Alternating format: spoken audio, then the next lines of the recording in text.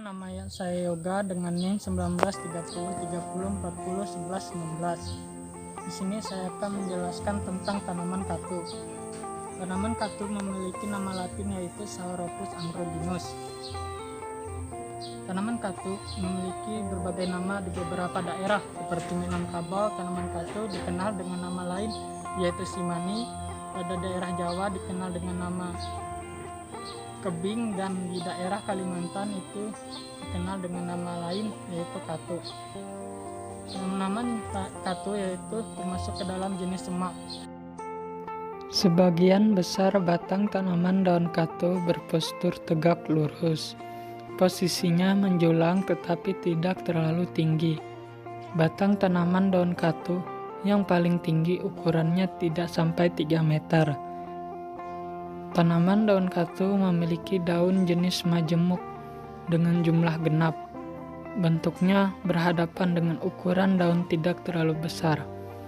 Bahkan terkesan kecil karena diameternya hanya 5-6 cm saja.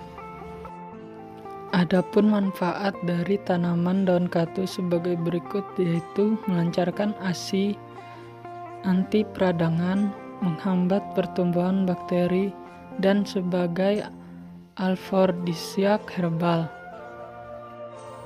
Nah, untuk tanaman katu bisa diperbanyak dengan cara vegetatif, yaitu stek batang. Sebelum melakukan stek batang, pilihlah batang yang sehat. Setelah mengetahui batang yang sehat, ukur bagian batang ini dengan cara memotong dengan ukuran 30-40 cm. Usahakan batangnya bersih dari daun. Setelah memotong, beri campuran dengan hormon roton. Itu gunanya untuk mempercepat dan merangsang pertumbuhan pada akar pada tanaman katu. Setelah itu tancapkan ke tanah. Akan menjelaskan mengenai tanaman ganyong atau yang dikenal dengan nama lain Cannabis color. Pada tanaman ganyong memiliki berbagai nama di beberapa daerah.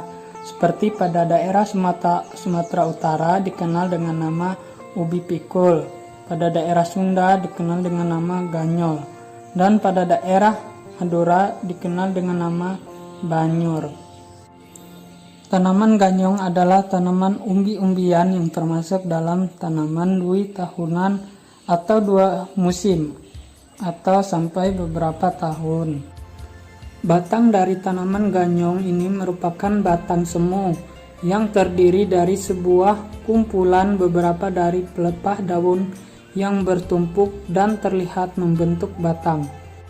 Tanaman ganyong ini mempunyai daun yang cukup lebar dengan bentuk yang elips, memanjang, dan bagian pangkal serta ujung daunnya yang runcing. Tanaman ganyong mempunyai bunga yang ukurannya sangat berbeda-beda, tergantung dari jenis serta varietasnya. Bunga ganyong ini berwarna merah dengan pangkal yang berwarna kuning. Pada tanaman ganyong juga berkhasiat untuk obat antipiretik dan diuretik, serta bagus juga untuk penyakit diare, hepatitis, hipertensi, dan radang saluran kencing. Selain itu juga bisa digunakan sebagai obat panas dalam. Kenalkan, nama saya Yoga, NIM 193030401116. Di sini saya akan menjelaskan tentang tanaman jeruk nipis. Jeruk nipis terdapat berbagai nama di beberapa daerah, seperti pada daerah Bali, jeruk nipis ini dikenal dengan nama padang getak. Pada daerah Sunda dikenal dengan nama rondo kagit. Pada daerah Madura disebut dengan todusan. Dan pada daerah Kalimantan Tengah dikenal dengan nama limau nepi. Jeruk nipis termasuk jenis tumbuhan perdu yang banyak memiliki dahan dan ranting. Tingginya sekitar 0,5 sampai 3,5 meter. Batang pohonnya berkayu ulet, berduri, dan keras. Sedang permukaan kulit luarnya berwarna tua dan kusam. Daunnya majemuk berbentuk elips dengan pangkal membulat. Ujung tumpul dan tepi beringgit. Panjang daunnya bisa mencapai 2,5 sampai 9 cm dan lebarnya 2,5 cm.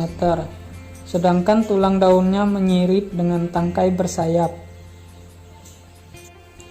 Tanaman jeruk nipis pada umur 2,5 tahun sudah mulai berbuah. Buahnya berbentuk bulat.